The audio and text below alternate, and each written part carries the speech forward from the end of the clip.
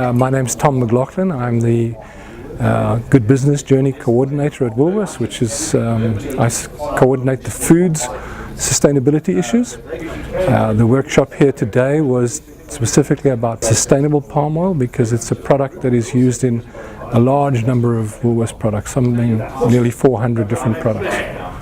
And we want to make sure that we're not killing orangutans, causing climate change, and are supporting human rights abuses in Malaysia and Indonesia. Sustainable palm oil for the suppliers just means that they become more responsible for what they're buying, and they pay more attention to where it comes from and how it was produced. For the customer, it's a little bit of confidence and trust in what they're buying is not harming the future of their children. Palm oil was focused on specifically because it is one of the main commodities that is responsible for deforestation. And deforestation around the world is taking place at a terrific rate. From a Woolworths perspective, we would like to see all the palm oil in our products being certified sustainable by 2015. When we discovered the palm oil problem and we started looking for people to help us solve it, we went round to all the oil refining companies in the country that we knew of at the time, and we asked them for help. Sime Darby, Hudson and Knight were the only people that put their hands up and got going.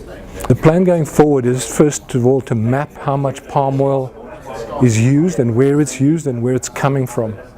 And if necessary, run more workshops or run specific programs to, maybe it's the traders that we need to get together, and to push all Woolworths suppliers to become RSPO members and to become certified. My name is Gareth Thomas. I'm the sales manager for Africa for Sime Darby, Hudson and Knight. My role is to drive the sales and marketing on this continent for Sime Darby. So we're here today because we're the first palm oil refiner in South Africa to have been certified for supply chain sustainable for mass balance supply in South Africa.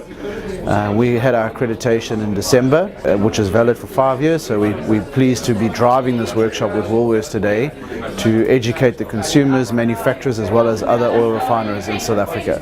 The importance is about the full traceability of palm oil coming in from Southeast Asia into South Africa from a certified sustainable route. This process means to the end consumer that they actually know where the palm oil is coming from. So it's from a sustainable source in Malaysia, as well as it's fully traceable from South Africa back to Malaysia.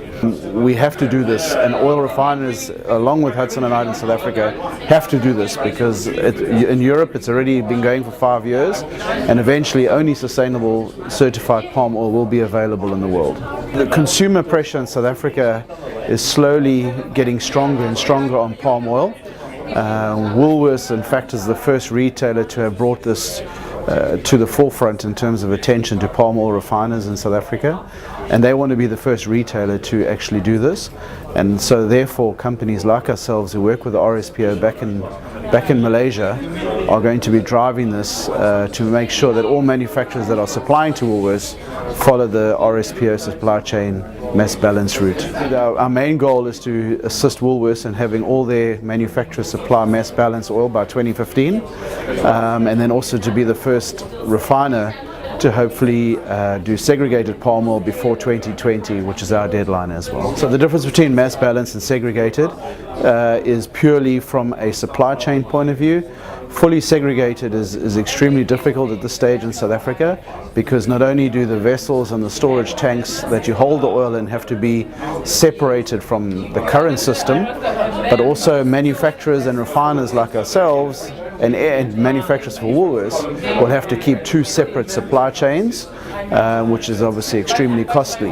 When it comes to mass balance, that is the first step in the RSPO link, and that is you can mix the oils together, but obviously only claim the mass balance portion of certified sustainable palm oil going out versus the non-sustainable palm oil. My name is Tang Meng Kong. I'm from Sime Darby Plantation, based in Malaysia. We We are the largest palm oil producers.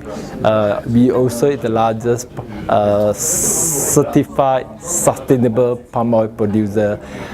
In Sime Darby, our certification is across the value chain, from upstream, there's plantation, to our midstream, there's milling, and then we also involved in the supply chain certification for all our refinery.